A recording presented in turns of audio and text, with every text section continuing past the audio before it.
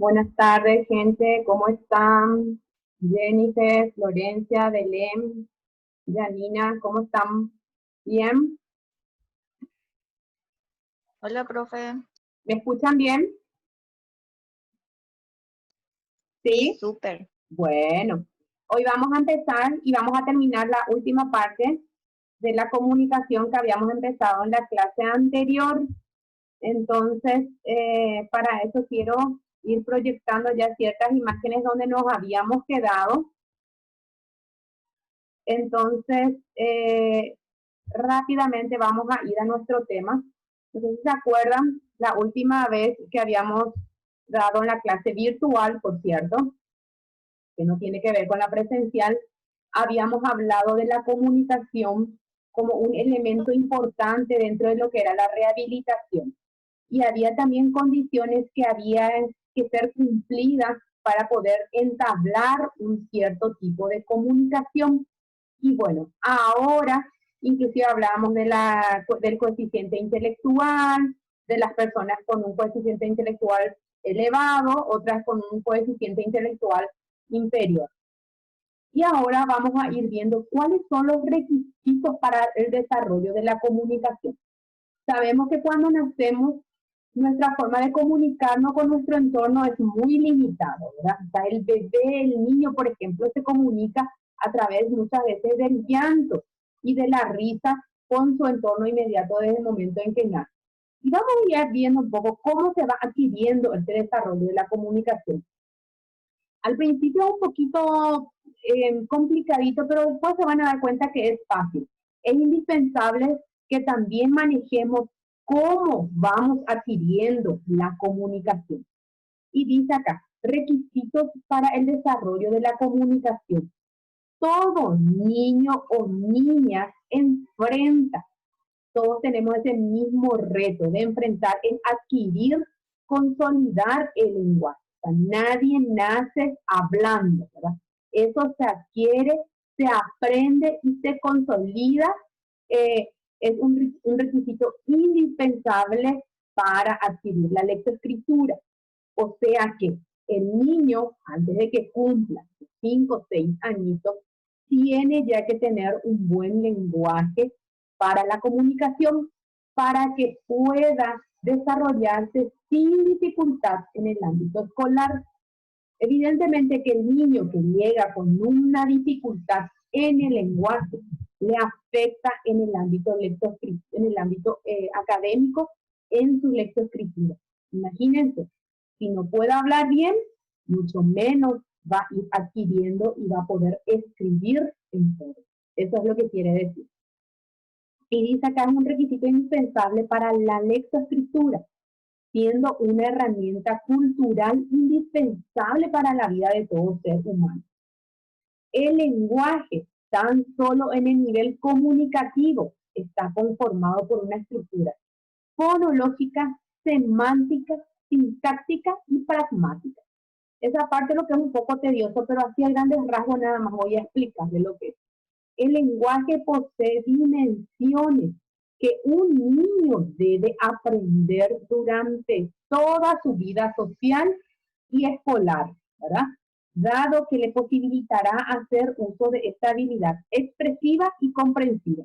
A continuación se describe cada una de ellas, que son las estructuras. O sea, ¿qué quiere decir eso? No solamente en el ámbito social le va a servir al niño, ¿verdad? Sino también a lo largo de toda su vida y de todos sus ámbitos.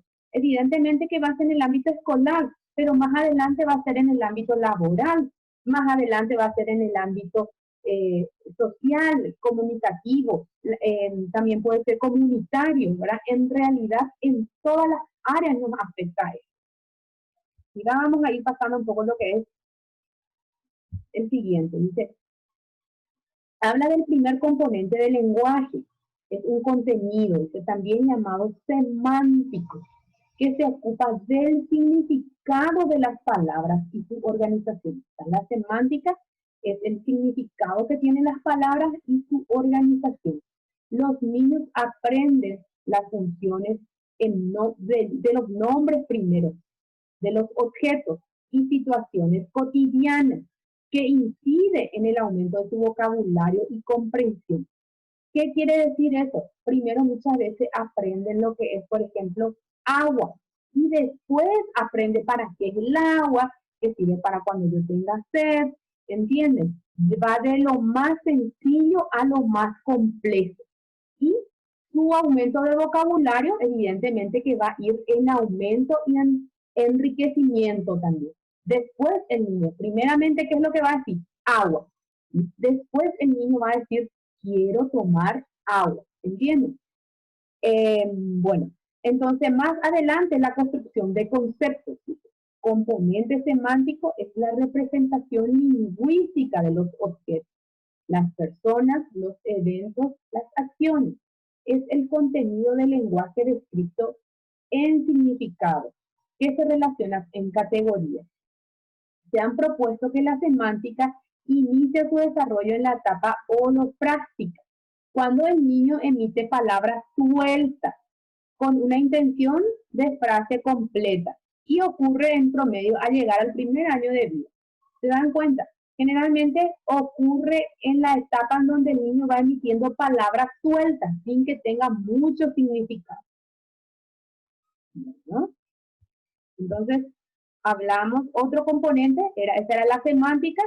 Ahora vamos a hablar otro componente del lenguaje que se relaciona con la forma y se representa a través de la fonología, cuya unidad es el fonema o sonido del lenguaje. Escuchen bien, ¿qué es esto? Fonología, que se trata del sonido o fonemas del lenguaje. Los niños adquieren también un repertorio fonológico de tal manera que aproximadamente el 80% a los 3 años ya pronuncian y lo hacen con normalidad. No dice el 100%, pero la gran mayoría a los 3 años ya llega a una buena pronunciación. Es lo que está dentro del rango de la normalidad. Es decir, con tan solo 3 años se da una rápida adquisición de fonemas que posteriormente se lentifica. O sea, generalmente viene hasta los 3 años donde acumula rápidamente la cantidad de adquisición de lenguaje. Después dice que se lentifica. ¿Por qué? Porque muchas veces ya tiene los repertorios básicos para comunicarse en su entorno inmediato. Después, lentamente, cuando el niño vaya adquiriendo y vaya también ampliando su grupo social, va a ir en aumento. Generalmente después de los 3 años, cuando empieza la escuela, cuando empieza a irse a algún grupo de clases de música, clases de taekwondo, clases de natación, cuando va teniendo interacción con otros niños de su edad, es ahí donde va a ir también en aumento. Pero si eso no sucede, generalmente como que queda un poquito ahí. Por eso dice que después se lentifica, observándose fonemas con mayor dificultad, como son las consonantes. Eso es categórico siempre. Hay mucha gente que inclusive después, estando en el primer grado y segundo grado, le dificulta, por ejemplo, estos fonemas que son la S, la Y, la X, y sobre todo dice consonantes vibrantes como la R, arana, ¿verdad? Y cosas así. Entonces le cuesta como que la que es vibratoria, la R, de repente le cuesta un poco. Completar el sistema fonológico de manera normal resulta un proceso más complejo y progresivo. Hablamos de la adquisición del 80% de los niños de una buena pronunciación de fonemas, que después se van lenteciendo, pero es un proceso progresivo, o sea, que va a ir en aumento y también resulta un proceso complejo. Bueno, cuando es complejo, también quiere decir gente que depende mucho de la estimulación que se les dé en el hogar. Entonces, hay niños que, por ejemplo, nosotros tienen que tener en cuenta que nosotros somos un país bilingüe, que complica un poco más todavía el lenguaje. ¿Por qué? Porque hay niños que no manejan bien el español y no manejan bien tampoco el guaraní. ¿Verdad? A veces que el guaraní le resulta más fácil todavía. Entonces, como que son dos idiomas que tiene que ir aprendiendo al paso. Dice, un paso más refinado en el desarrollo del lenguaje es la adquisición de la sintaxis o la gramática, que también se le llama. Antes de los 3 años, ya emplea pronombres posesivos, es el famoso mío, mío, mío, mío, singular, plural, distinción de género, ya conoce la nena, conoce el nene, y ahí ya metiéndole. Comienza también la elaboración de frases combinadas con 2, 3 palabras, oraciones un poco más complejas, relata sus experiencias, ya es capaz de contarte lo que le está pasando, utilizando palabras y oraciones, no solamente palabras sueltas, sino oraciones. Son capaces ya de conversar con un adulto o con otro niño de su edad, eso quiere decir sus pares, ¿verdad? Con personas más o menos de su edad, de su rango. Los niños manifiestan una sensibilidad a las estructuras gramaticales de su lengua. En sus inicios emiten enunciados sintácticamente incorrectos, que se perfeccionan al prestar atención al orden de las palabras. Ahí me voy a quedar un ratito. Sabemos que todos los niños emiten palabras en forma incorrecta.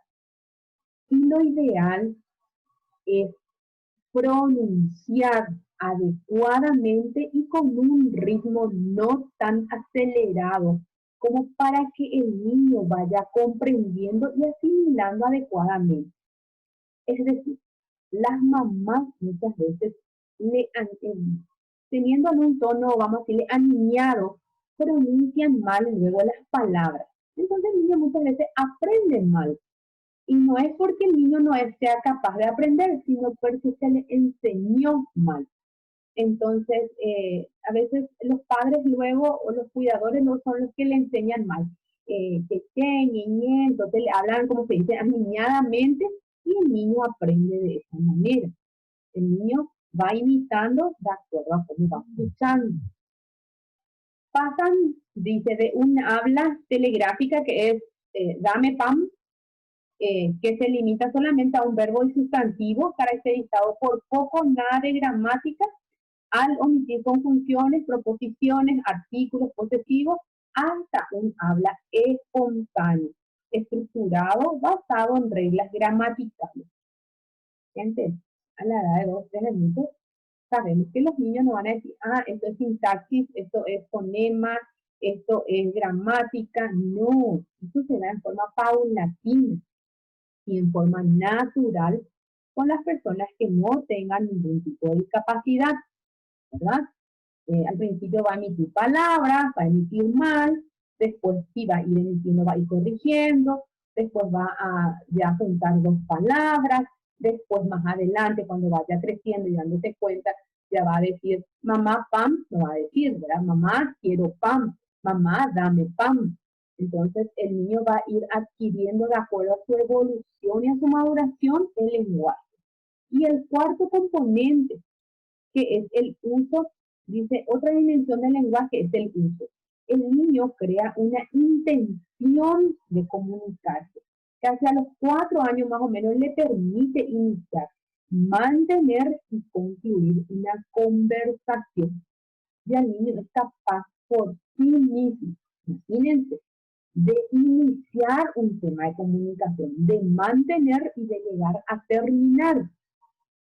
El famoso ya sabe contar los cuentitos, por ejemplo, es que en el hogar también se le va contando los cuentitos, ¿verdad?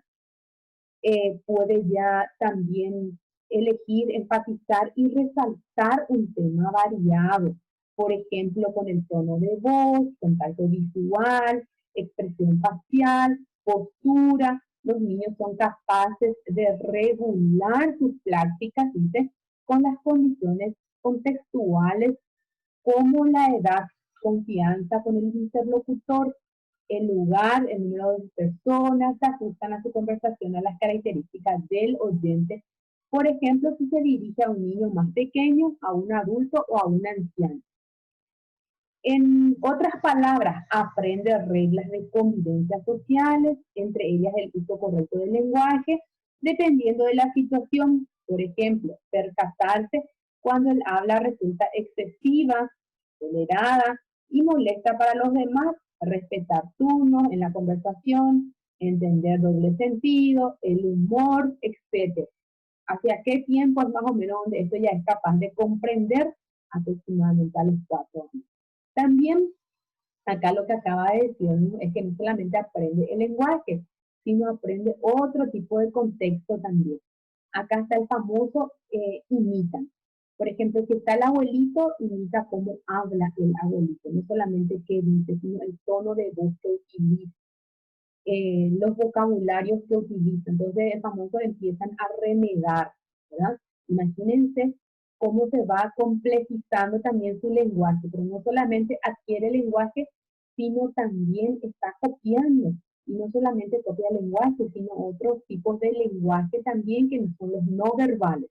Acuérdense que el lenguaje puede ser verbal como no verbal. Y los no verbales son el tono de voz, la postura, la mirada, todo eso son el lenguaje no verbal. Bueno, y acá vemos aproximadamente son niños de 2 añitos y medio, entre 3 años, donde están conversando. ¿Sí? Las 4 comunicaciones del lenguaje, tanto la parte fonológica, semántica, sintáctica y pragmática, son vital en el desarrollo social y académico del niño o la niña. Y en la etapa preescolar, donde se perfecciona para dar la adquisición a la lectoescritura y a la escritura. Es lo que habíamos dicho al principio. El niño tiene que desarrollar y adquirir un buen lenguaje para que pueda perfeccionar la adquisición de la lectoescritura y de la escritura. Es decir, si el niño llega a esta etapa del desarrollo con dificultad de lenguaje, posiblemente también va a presentar dificultad en el ámbito de la lectoescritura y de la escritura. Y este no se le ayuda aquí. Antes de ingresar a la primaria, dice que estos componentes del lenguaje poseen una sofisticación y complejidad por la que resulta vital observar, escuchar y atender cualquier dificultad que se pueda presentar dentro del lenguaje. ¿Sí? Bueno, un ratito, ahora están entrando en clase.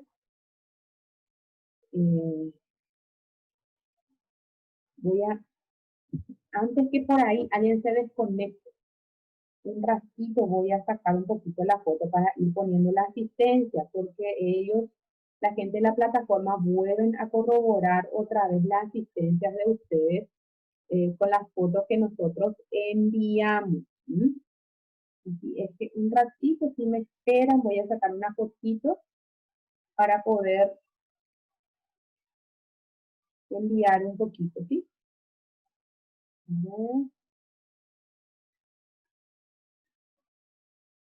Y ahí ya vuelvo. Bueno, el lenguaje es un medio de comunicación. ¿Sí? Vamos a volver otra vez, hablamos cómo adquirimos. Ahora vamos a hablar del lenguaje como medio de comunicación. No solamente el lenguaje es el único medio de comunicación. Yo quiero que ustedes entiendan. Hay gente que se comunican de otra manera que no sea el lenguaje hablado.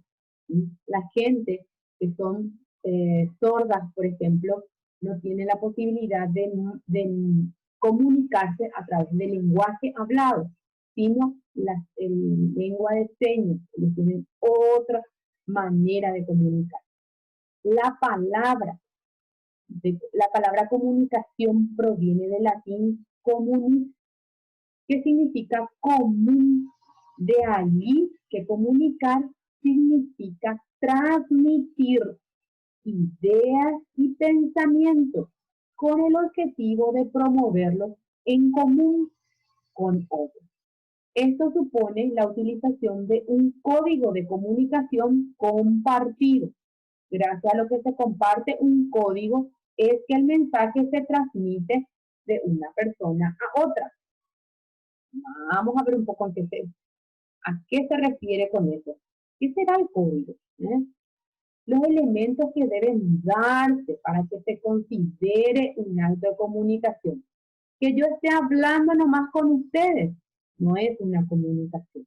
Una comunicación es que ustedes entiendan lo que yo digo. Una comunicación se da cuando ustedes comprenden lo que yo digo y por sobre todo, mi objetivo es que ustedes aprendan, por ejemplo, en el día de mañana cuando haya una evaluación, puedan responder y utilizar esa información que se les dio. Cuando eso se dé, ahí uno puede decir, sí, la comunicación se pudo. ¿Sí? ¿Cuáles son los elementos que tienen que estar presentes para que se dé la comunicación? Uno, el emisor. En este caso, acá el emisor generalmente es la docente. Soy yo la que estoy emitiendo el mensaje para ustedes. Dice, el emisor, ¿quién es? Es el que emite el mensaje y puede ser una o puede ser varias personas. No solamente una persona, pero pueden ser varias personas también a la vez. Bueno, en el caso de la enseñanza, ahí está, justamente es el maestro del aula, el autor del libro en un texto, por ejemplo, el guionista en el programa de televisión o la película didáctica. Ese es en cuanto al emisor, el que da el mensaje. Y tiene que estar la otra parte, el que recibe, que es el receptor. Supongamos que en esta clase solamente me conecte yo y no exista ningún alumno. ¿Se puede dar la comunicación? No. Claro que no se puede dar. ¿Por qué no se va a dar? ¿Cómo yo voy a enseñar a nadie? Yo evidentemente tengo que emitir, mandar un mensaje a alguien. Y ese alguien son ustedes. Tiene que estar sí o sí para que la comunicación se dé. Tiene que estar el receptor, que es el quien recibe la información. Puede ser uno o muchos. Y en el marco de la enseñanza se refiere a los estudiantes en este caso. Es lo que le estaba explicando. El tercero, no es solamente que tengo que estar yo y tienen que estar ustedes. Tiene que estar el mensaje que yo quiera emitir. En este caso es nuestra clase, nuestra segunda clase de lo que es la comunicación. Es lo que se quiere transmitir. En el caso de la enseñanza, los contenidos del programa, los contenidos de la clase, ¿verdad? Otra cosa, tiene que haber el canal. ¿Cómo yo voy a hacer llegar la información? Es el medio físico o soporte material por el que se transmite el mensaje. Y se hace posible que llegue al receptor, puede ser la voz, el libro, la televisión, etc. En este caso son varias cosas, ¿verdad? Porque puede ser la voz, también está la tecnología, porque no estamos en forma presencial, entonces hay otros elementos que vamos a ir reemplazando también. En otras palabras, es el contexto de la comunicación en la clase, es el canal de información, lo constituye el medio de enseñanza. Y otro elemento que se tiene que dar es la codificación. ¿Qué es la codificación? Es un proceso a través del cual el emisor prepara el mensaje para que pueda ser entendido por el receptor. Por ejemplo, todos ustedes manejan solamente el idioma guaraní. Yo voy a utilizar bien mi código si yo entonces enseño en el idioma español. No. Tiene que ser comprendido por ambas partes. Esa es la codificación, para que podamos hablar el mismo idioma, como se dice. La decodificación es el proceso inverso a la codificación. Podemos decir que se trata de entender el mensaje, de descifrarlo. Generalmente en clase, por ejemplo, hacemos, ¿verdad? A veces leemos un libro, leemos un PowerPoint, pero después tratamos de descifrar o de utilizar otro término para que pueda ser comprendido con más facilidad. O el aprendizaje también nosotros a veces le decimos pueda ser significativo, pueda comprender mejor. La retroalimentación, hay veces que repetimos, ¿verdad? Y muchas veces lo hacemos más en clase. ¿Qué es la retroalimentación? Es el proceso que cierra este proceso, podríamos decir que es el retorno al emisor que informa a la forma en que su mensaje está siendo recibido. La retroalimentación más usual de la enseñanza sobre las preguntas de control, las preguntas de actividades, sistemática de comprobación que realiza en clase, pero no solamente son los únicos elementos de información inversa. ¿Qué quiere decir esto, gente? Siempre cuando terminamos una clase, yo siempre les digo, hay veces que sí, hay veces que no, ¿verdad? Tenemos 5 minutitos de tiempo, gente. Bueno, ¿entendieron? Sí. Pregunten. ¿Sí? ¿Comprendieron? Y el alumno que pregunta, no crean que es el alumno que no entendió. No, es el alumno que estuvo prestando justamente atención a la clase y quiere aclarar ciertas dudas. Hay veces que en la escuela, por sobre todo, se da que muchas veces el alumno, cuando la profe pregunta, ¿entendieron? Y todo el mundo responde, sí, profe. Y hay alumnos que no entienden y tienen vergüenza o temen a preguntar. ¿Por qué? Porque son a veces etiquetados por los mismos compañeritos como que el que siempre pregunta, el que nunca entiende. Y no es. El alumno que presta atención generalmente es el que hace la retroalimentación, ¿verdad? Hay veces que inclusive trata de preguntar para comprender mejor de otra manera. ¿Ah? Entonces, no crean que retroalimentación es la persona que no entiende, al contrario, es la persona que va comprendiendo y quiere para mejor adquisición. Bueno, otro elemento que se presenta en la comunicación es el ruido. Dice que agrupa todas las interferencias que pueden afectar este proceso natural que se da en la comunicación, bien sea de índole objetiva y subjetiva. Por ejemplo, nuestro ruido en nuestras clases virtuales, ¿cuáles suelen ser? A ver, ¿cuál suele ser nuestro ruido en nuestra clase virtual? A ver si me están prestando atención. A ver, ¿qué dicen?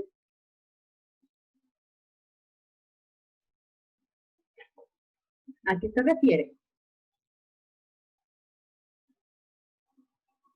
Que se quedaron dormiditos ahí, ¿eh? Nuestra señal, gente, ¿sí? Nuestra señal, muchas veces no es porque no quieran conectarse, o muchas veces me escuchan y como que se va la comunicación. Es por la interferencia o por la baja, vamos a decirle, intensidad de nuestra señal, por ejemplo, es un ruido bastante molestoso y que se da con total normalidad en todas nuestras clases, ¿verdad? Hay alumnos que entran, después vuelven a salir, se desconectan, se quedan sin señal, vuelven a entrar, están así. ¿A qué se refiere esa fluctuación? Justamente al ruido que tenemos dentro de nuestra comunicación. Y el ruido que se da en nuestra clase virtual generalmente es la de la interferencia de la señal, la baja. A veces nos quedamos sin señal, a veces que nos quedamos sin energía, ya hemos pasado también por eso, ¿verdad? Nos hemos quedado sin energía eléctrica, por ejemplo, en donde evidentemente que la señal se nos va. Entonces, esa es la interferencia que se da en el proceso y que corta nuestro proceso de comunicación normal. ¿Sí? Bueno, la comunicación en rehabilitación de la persona. Ahí es como que vamos a volver a hacer esta retroalimentación. En la primera etapa, ya de la vez pasada, ya hemos hablado de esto y ahora vamos a volver a repetir y hacer como una síntesis. Dice que las habilidades comunicativas son imprescindibles en el tratamiento de las personas con discapacidad para satisfacción de ellos, su familia y los propios profesionales. No solamente para el paciente, sino también para su familia y para el profesional. Perdón. Evidentemente que yo como profesional me voy a sentir mucho mejor cuando mi paciente entiende y comprende lo que yo estoy tratando de transmitir. Como profesional me voy a sentir realizada y me voy a sentir útil. ¿Por qué? Porque estoy tratando de lograr mis propósitos y mis objetivos, que es mejorar la calidad de vida de mis pacientes, ¿verdad? Dice, y los propios profesionales, total equilibrio, coordinación y adaptabilidad en el tratamiento. ¿Sí? Bueno, la fisioterapia, que es también es una profesión de la atención sanitaria, que estamos dentro de salud, que abarca diversas modalidades, ¿verdad? De tratamiento, tales como son masajes, terapias de calor, ejercicio, electroterapia, educación al paciente, consejos para tratar un daño o una dolencia o una deformidad. ¿Se dan cuenta? Que no solamente se trata de la parte física, dice educación del paciente. Eso es lo que en gran parte se hace, gente, el educar al paciente desde el momento en que vos le decís cómo moverse, cómo bañarse, cómo secarse, cómo higienizarse, cómo alimentarse. Estamos trabajando en la parte de educación del paciente y es lo que más se hace. Consejos para tratar un daño, las recomendaciones, cómo puede mejorar, cómo se puede sentir mejor, cómo puede sentirse con menos daño, con menos dolor. Esos son en gran parte el trabajo que hace el fisioterapeuta. ¿Sí? ¿Qué es la rehabilitación? Dice que es una amplia gama de fortalecer, de preventivo, puede ser de preventivo también, de ejercicios correctivos que se utilizan para aliviar las condiciones de la enfermedad. Muchas veces no es para eliminar la enfermedad, sino para aliviar las condiciones que da la enfermedad. El fortalecimiento de programas también habla fisioterapia. Son programas especializados, conductas del fisioterapeuta y educan a sus pacientes sobre la responsabilidad personal de la salud, del condicionamiento físico, tales como programa de ayuda a pacientes en perfeccionar sus cuerpos. Ahí está. Se puede decir no solamente que se educa, sino que se trabaja en fortalecer ciertos programas. Por ponerle un ejemplo, salud, por ponerle un ejemplo, alimentación adecuada, higiene personal adecuada, así sucesivamente.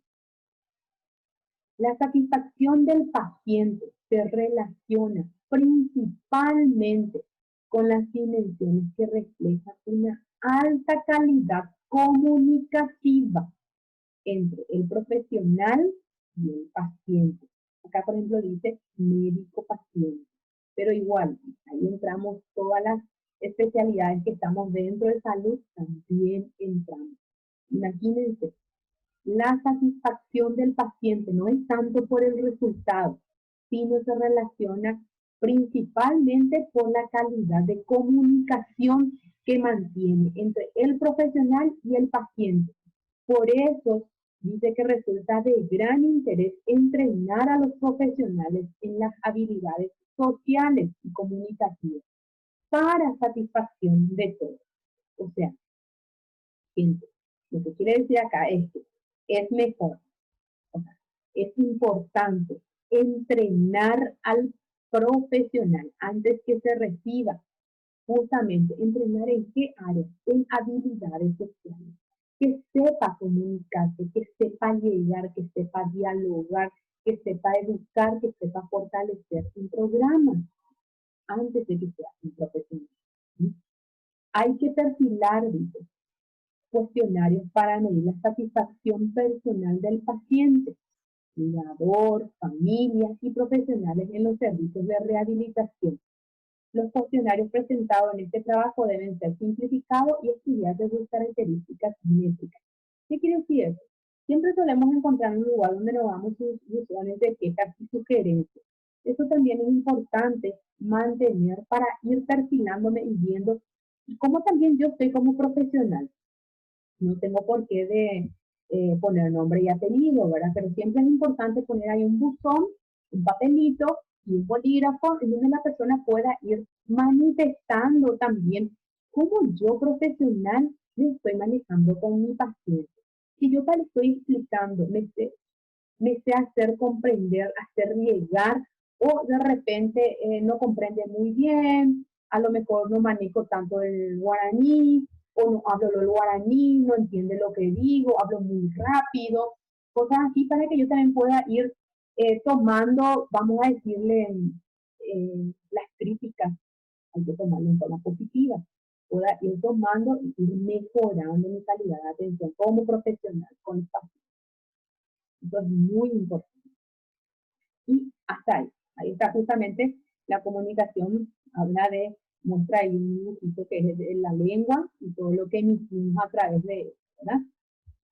Bueno, tenemos 3 minutitos de tiempo para las preguntas. Así es que pónganse las pilas, despiértense y estoy abierta para lo que ustedes necesiten. A ver, en cuanto a comunicación, ¿comprendieron bien? Con esto nosotros terminamos lo que es nuestra unidad de comunicación. ¿Sí? ¿Alguna pregunta hasta acá? Es un proceso, no es un proceso fácil, pero es un proceso complejo que se da en forma natural, ¿sí? Se da en forma natural y se da en forma paulatina, procesual, es decir, que se va de lo, como se dice, de lo más complejo hasta lo más, perdón, de lo más sencillo hasta lo más complejo. A ver, una pregunta.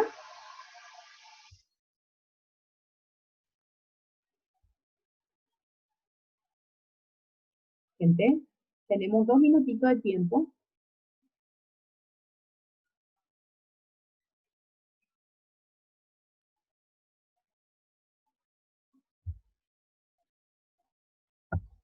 A ver, Sonia, ¿vos tenés alguna preguntita?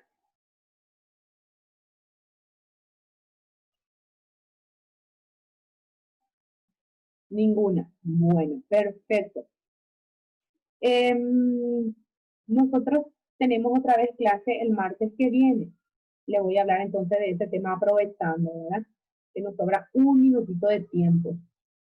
No sé si hay otro docente o ya de repente los directivos ya le habían comentado que tenemos que llevar los uniformes correspondientes, porque a partir de la próxima clase creo que ya nos van a sacar fotos y con las fotos ya va a ir nuestra asistente. Así es que no le tome de sorpresa a esa gente. Está bien, pa.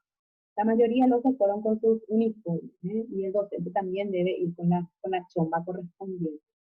Así es que por ahí nos vamos a ver así re churra y re churros con nuestro uniforme para sacarnos las fotitos también. ¿Estamos, gente? ¿Les parece bien?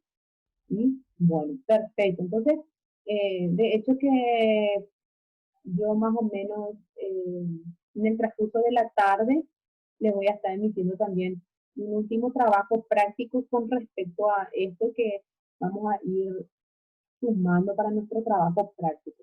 Nos falta todavía puntitos, así que vamos a seguir teniendo trabajitos prácticos para nuestro puntaje, que tenemos que llegar hasta 10 puntos. ¿Estamos, gente? Entonces, vamos a estar en contacto. La gente que por ahí no pudo estar o entró y después salió otra vez por problema de señal, por favor, tienen una oportunidad también ustedes de interactuar en el foro. Entonces, de esa forma también tienen su asistencia. ¿Estamos, gente? ¿Súper bien? Bueno, entonces quedamos hasta la semana que viene. Nos vemos, gente. Gracias.